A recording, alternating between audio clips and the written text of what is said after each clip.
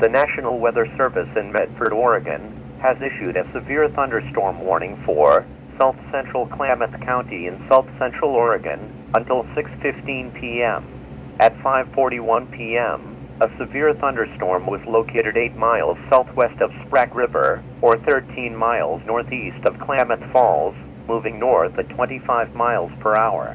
Hazard: 60-mile-per-hour wind gusts and quarter-size hail. Source: radar indicated. Impact: hail damage to vehicles is expected. Expect wind damage to roofs, siding, and trees. Locations impacted include Sprague River. For your protection, move indoors immediately and avoid windows.